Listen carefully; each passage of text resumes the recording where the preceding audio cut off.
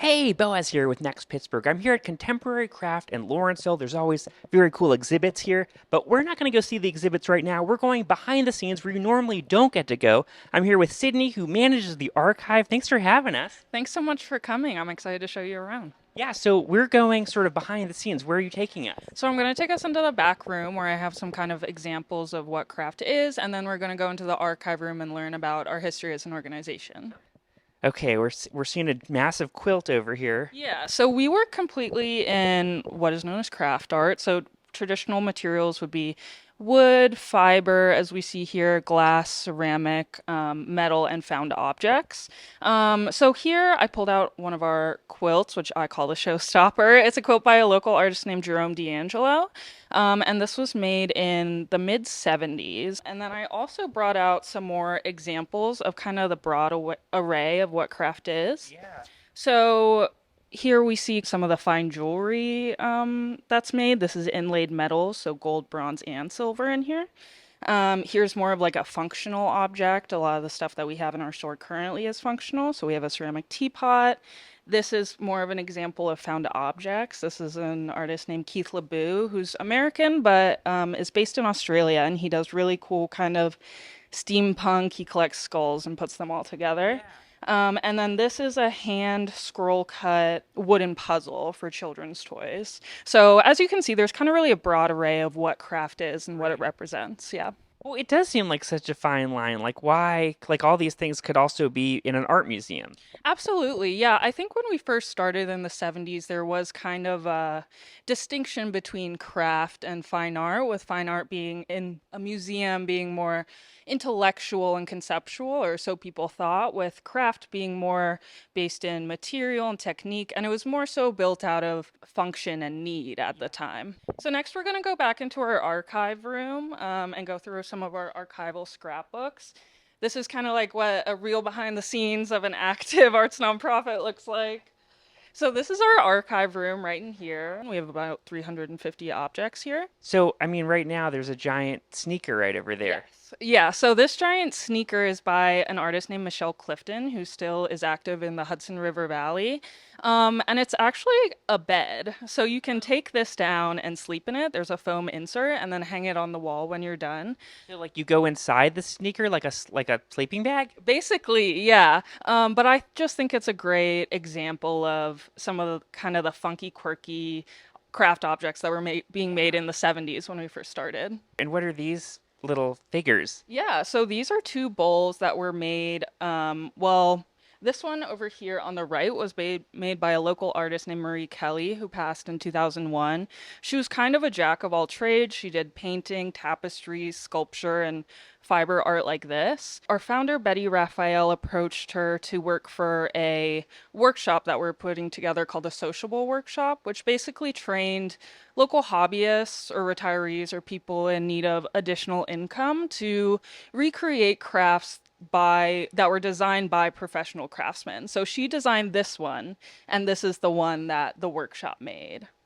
Whoa, Yeah. that is insane. And did she walk them through every step of the process? I mean, looking close, you can see, like, okay, some of these fabrics aren't an exact match, but it's Right. really close. Yeah, often they would work together with the artist, and the artist would create patterns. At the time, we wanted to get more into production, so selling to the community. So everything that was made by the workshop was then sold in the store that we had, and leftover profits were given to other community programs. Cool. Yeah.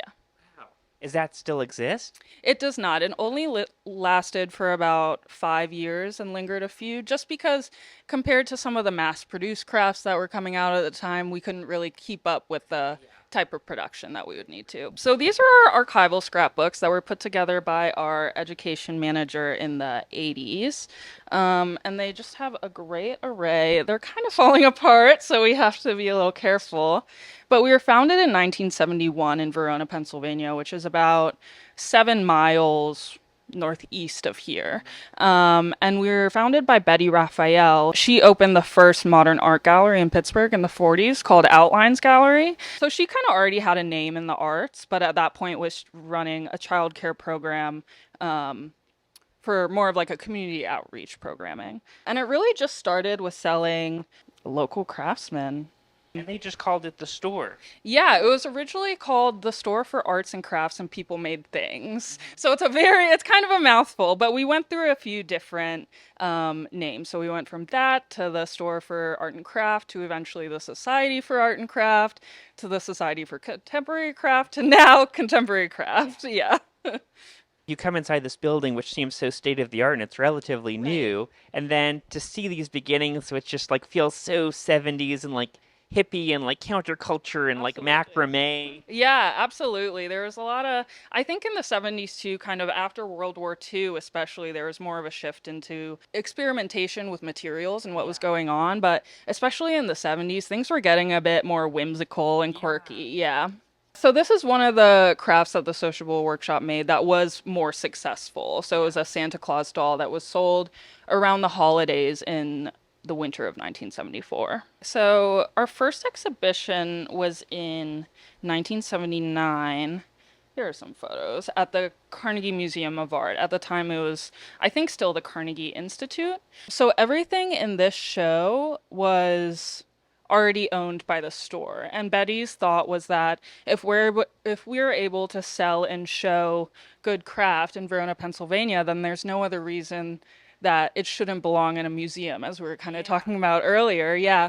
And she really was proved right. I think at the time it had the second highest attendance rate in the history of the museum. So as you can see, the shoe over here that we have by Michelle Clifton was also in our 1979 exhibition, which was called Art and Modern Handcrafts. So in 1979, along with our first exhibition, was also the year that we got our 501c3 nonprofit status and became an official arts organization rather than just a retail space. Well, it seems like Betty was just sort of feeling it out. Like it's a store. Well, we're offering classes. Like, well, we can have an exhibit. Exhibits too. It sort of like was just morphing. Exactly. It's like, what else can we Yeah. do? But in 1986, we moved into what was the produce terminal in the Strip District. And from what I was told by the former director, she was just down there doing her shopping one day and saw that people were moving out and had the lease a week later. So, and we stayed there for 35 years. Yeah. Yeah.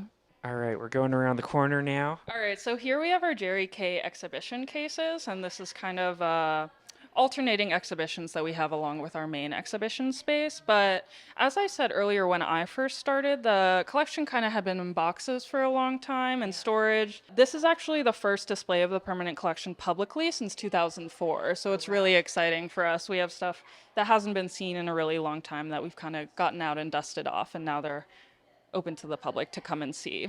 So is this stuff? I mean, a lot of this like dates to the 70s. Yeah, so I know everything in here dates to the 70s. There are a few things over here that are more 2000s. This piece by Zenobia Bailey, who did an artist in residency with us in 2002, and this work by Lydia Thompson were both made in the early to mid 2000s. And so is the hope now that you'll be sort of, bringing stuff out and just sort of sharing bits and pieces from the archive? Yeah, the plan is once a year to have kind of a display like this. So this one I kind of just wanted to have fun and show what we had and make it super colorful. I think the next one will be all of our jewelry work. Some of these are my favorite, these spoons. They're cast sterling silver, but as you can see, they have houses at the end and they're just so intricate and detailed. Gosh, that's so cool. And then it's just like, and here's just a room full of looms. This is just like wild to see all the, I mean, it's just like I'm sure during a class, this is just like bustling with people Yeah, making absolutely. fabric. Our weaving program has really grown over the past couple years. I think we had maybe one or two, and now we have maybe almost 20. In November, we're doing a second iteration of an event that we have called Weave-a-thon, and they weave from 12 noon to 12 midnight and raise money for, I'm not sure what they're doing this year. I think last year we were getting a new handmade loom, though. Okay. Yeah. Wow, Weave-a-thon. All right, stay tuned for that. That's cool. Yeah. And though now you're sort of a more legit museum, you still got the store here. Yeah, absolutely. We have artists from all over the country as well as internationally, but we have jewelry, home goods, wall decor, you name it, you can find it here. Yeah, and if people want to visit, they can come by. You're open most days. Yeah, we're open Monday through Saturday, 10 to 5. We're here. Yeah, And also always check the website because you have amazing classes, weaving, paper making, and who knows what else. absolutely. Yeah, please stop by. We'd love to have you.